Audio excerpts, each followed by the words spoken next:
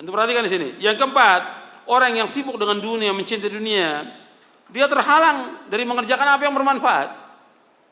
Antum lihat orang-orang yang sibuk kerja, sibuk dagang, sibuk usaha, dan cinta dia kepada dunia, nggak sempat dia. Untuk ngaji nggak sempat, untuk nuntut ilmu nggak sempat, untuk baca Al-Quran nggak sempat, untuk silaturahim kepada orang tuanya nggak sempat, untuk berbuat baik kepada istri anaknya juga nggak sempat. Sedikit sekali mereka kumpul dengan keluarganya, sibuk dengan kerjaan. Sudah kerja dari pagi sampai sore, pakai lembur lagi. Padahal itu juga nggak kaya-kaya, tetap segitu.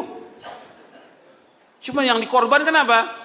Pengajian dikorbankan, baca Quran dikorbankan. Bahkan ada yang sholat dikorbankan oleh dia. Sebelum subuh berangkat, sebelum subuh untuk ngejar kerjaan ini, untuk dagang sebelum subuh berangkat. Sholat subuhnya di mana? Kalau kita berangkat, umpamanya saya dari Bogor ya, ke Jakarta, sebelum subuh saya berangkat. Itu di tol ada musola, ribuan mobil yang lewat, paling cuma berapa orang yang mampir sholat. Itu bisa kelihatan. Apa yang dikejar oleh mereka? Yang dikejar apa? Padahal nggak seberapa, dunia seisinya nggak ada harganya sama sekali. Seandainya orang mendapatkan gaji 1 miliar, 1 miliar, bukan 5 juta, bukan 10 juta, 1 miliar, nggak ada artinya apa-apa. 1 miliar, nggak ada artinya apa-apa. Atas 100 miliar dia punya uang, nggak ada artinya apa-apa. Makanya kita jangan terpesona dengan orang-orang kaya. Kita ini kadang-kadang sibuk melihat orang kaya, Masya Allah luar biasa. Nggak ada artinya apa-apa. Makanya kita ini kalau sudah tahu tentang hakikat dunia, kita akan menghormati orang-orang yang berilmu. Kita menghormati orang-orang yang taat kepada Allah. Kita mencintai mereka, bukan menghormati orang-orang kaya. Orang kaya nggak ada artinya apa-apa. Yang dilihat oleh Allah yang mulia itu bukan kekayaannya. Apa kata Allah? Inna akramakum indallahi atqakum. Sesungguhnya yang mulia di sisi Allah yang mana? Yang takwa apa yang banyak harta? Yang takwa. Bukan yang banyak harta, bukan yang punya kedudukan jabatan. Kedudukan jabatan sebentar. Ya, dia dikerumuni orang banyak di saat punya jabatannya, di saat dia punya harta. Kalau hartanya sudah nggak ada, jabatan nggak ada, apa orang mau dekat lagi sama dia? Nggak akan ada orang mau dekat. Tapi orang yang berilmu, meskipun dia miskin, tetap datangi oleh orang. Dan orang akan bertanya pada dia. Makanya pernah ada di zaman dahulu, ada seorang ibu punya anak, cacat anaknya ini. Selalu dijadikan bahan gurauan, dicela. Kemudian kata ibunya, wahai anakku, kamu belajar. Belajar ilmu syar'i, belajar kamu, belajar.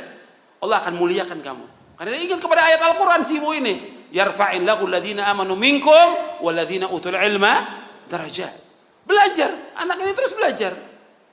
Sampai dia berilmu, nggak dicela lagi oleh orang, nggak dihinakan lagi. Semua orang datang, hatta orang-orang kaya datang pada dia untuk belajar. Ya, makanya ilmu tetap. Hormati orang yang berilmu. Hormati. Karena Allah yang memerintahkan demikian dan juga Rasul memerintahkan demikian. Sallallahu alaihi wasallam. Nggak ada suruh menghormati orang kaya, nggak ada. Kalau menghormati orang yang lebih tua ada dalam hadis Nabi yang sahih. Tapi orang kaya nggak ada. Tapi kalau kita lihat, ya orang hormatnya luar biasa. Sama ustadznya salam nggak salam dia. La salam wala kalam. Sama orang kaya ketemu, masya Allah dipegang tangannya. Gimana Pak kabarnya? Baik. Apalagi kalau lihat mobil depan itu mobilnya bagus, masya Allah. Dikerubutin sama panitia.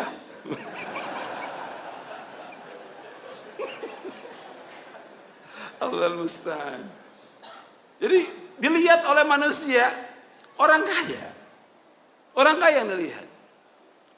Dan itu kenyataan semuanya. Hatta dalam pandangan sebagian ustadz juga ya.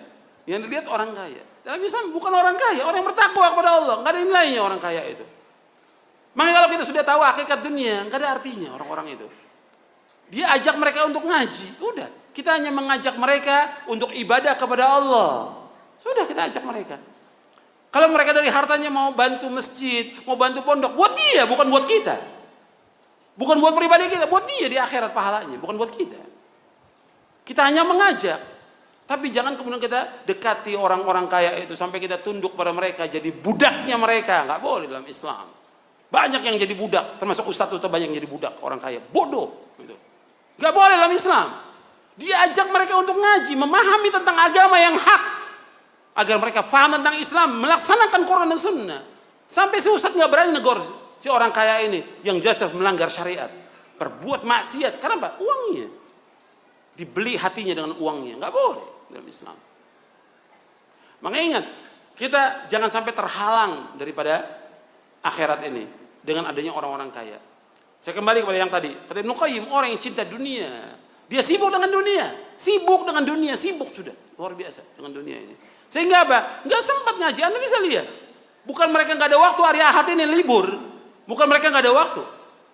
Jutaan manusia punya waktu mereka, tapi mereka nggak gunakan waktunya untuk ibadah kepada Allah, nggak digunakan untuk mengaji, nuntut ilmu, untuk baca Al-Quran, baca buku yang bermanfaat, untuk silaturahim kepada orang tuanya yang melahirkan dia dan mengurus dia, berbakti pada orang tua. Nggak digunakan oleh dia. Makanya melalui justru dia di sini sebutkan membuat manusia tidak sempat terhalang melakukan sesuatu yang manfaat bagi dia di akhirat. Akibat apa? Kesibukan dunia. Banyak yang manfaat buat dia ditinggalkan. Padahal yang kita cari semua yang manfaat. Nuntut ilmu bermanfaat. Baca Al-Quran manfaat. Silaturahim kepada orang tua manfaat. Dan yang lainnya lagi.